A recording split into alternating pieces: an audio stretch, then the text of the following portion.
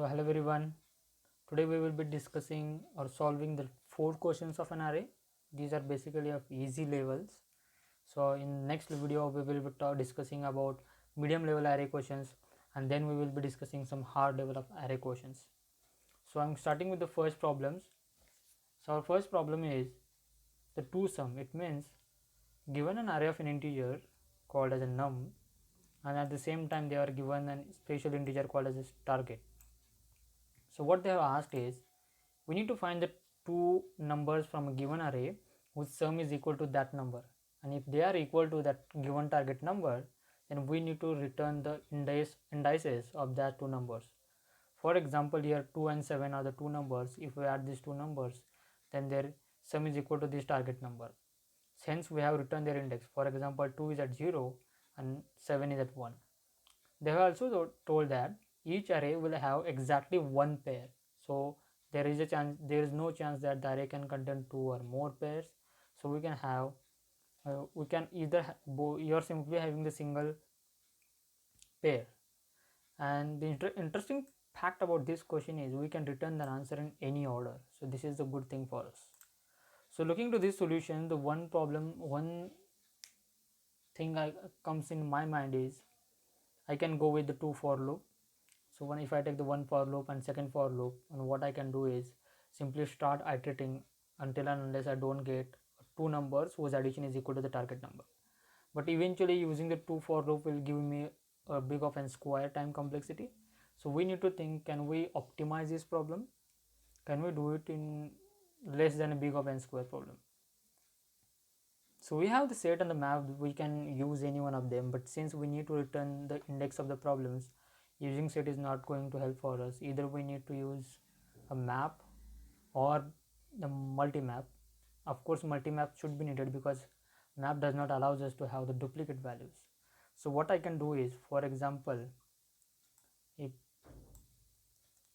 this is okay, sorry,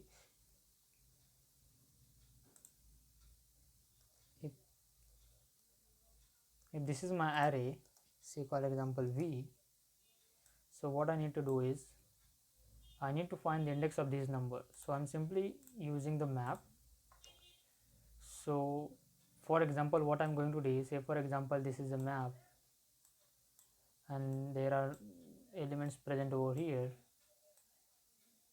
Initially my map is empty, right?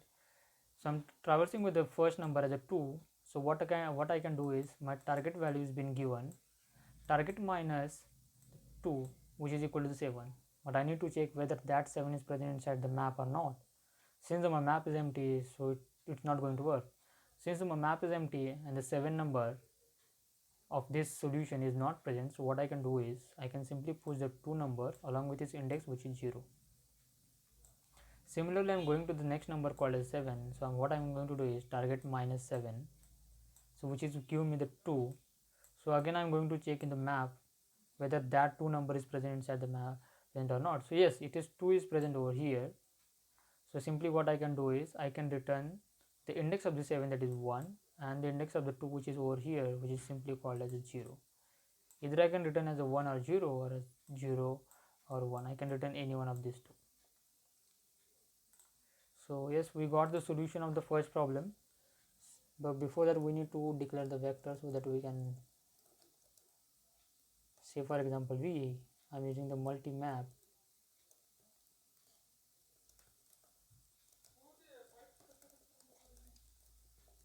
So I'm iterating the whole array from first to 0. So what it is means that's size minus r plus plus. I'm taking a one diff. So what I'm doing is I'm just simply getting minus. I need to check whether this number is present inside the map or not. So I'm simply using the variable x so that I can go up to that index in the map whether diff value is present inside the map or not. So I'm using the special function for the map, which is called as a find, that is diff. So I need to check whether that this x is not equal to np dot n. It means simply that value is present inside the map. So if it is present, I'm simply pushing it. So I'm pushing at x as a second. It means second simply contains the index of that number. So I'm using the pushback and at the same time pushing the index of the current number, that is which I'm presently now. If this is not there, what I'm simply doing is I need to push inside the map. So I'm simply pushing it inside the map called as names of I comma I. This is I'm simply doing it. So what I can do is then I can return the vectors. So let's check will this work or not. It's showing some error, that is MUL, sorry, my multimap spelling is wrong. MULTI map multimap. Okay, this solution is accepted. Let's check whether it gets submitted or not. Okay, that's it. So we got a solution over here. The time complexity, if we calculate, then it's simply the time complexity will be of big of n log n, because iterating the whole array is going to take big of n, and whereas the inserting, we know that insert delete in the map takes place in big of log n time. So overall time complexity will be n log n. So we have submitted our questions.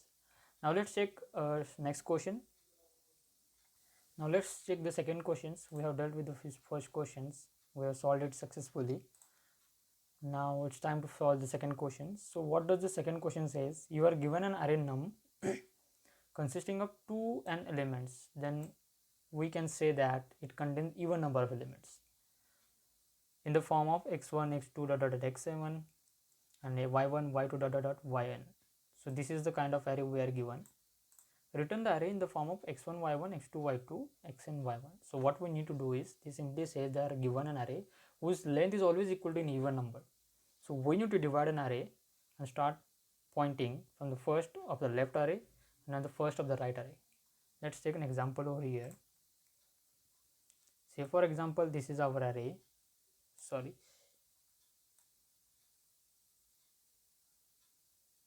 This is our array 1, 2, 3, 1, 2, 3, 4, 5, 6. Okay. So this is even number of array. So what we need to do is we are going to divide the array into two parts. For example, it would be the first three parts, and next will be of next three parts. So we are going to use the two pointers. We simply use for traversing this array, and the second pointer is for traversing this array. So I can say that this is the pointer over here and over here is. So it will start traversing up to here. It will start traversing up to here. And at the same time, we are going to use a separate array. So what we need to do is first insert this element, then insert this, then this element, then this element. So in this way we can go with the solutions, I guess. So let's try. So let's first calculate the size of the array. Nums dot size, and we need to divide it, right? So I'm using the div wide is equal to size by 2, and I'm using the two pointer, that is called the left is equal to 0 and the right is equal to divid divide, because we have separated the two arrays. So right should be pointing to the separated array, and we are creating the vector to store our new elements. Say for example v. So I'm using the while loop. While it should not be equal to size, should not be equal to, right, size, no, not size, should not be equal to the divide, I would say. And then our right should be less than size. So what I'm doing is I'm simply pushing first array, that is names of left, and names of right, and simply increasing their value, L plus plus as well as my right plus plus, and I'm simply returning the vector. So will it work? It should not be equal to the divide. So let's check will it work or not. So it is accepted. Let's check by submitting the solution. Okay, that's work, that's fine. So we'll solve these questions. If you talk about the time complexity, it would be big O of n, because we are not, what we are doing is simply we are traversing the both arrays as we did. Yes, we are traversing over here. It means total size we are traversing is whole array. Though it is a half bifurcated into the two parts, but we are traversing whole this new array as well as this whole array. So that's it.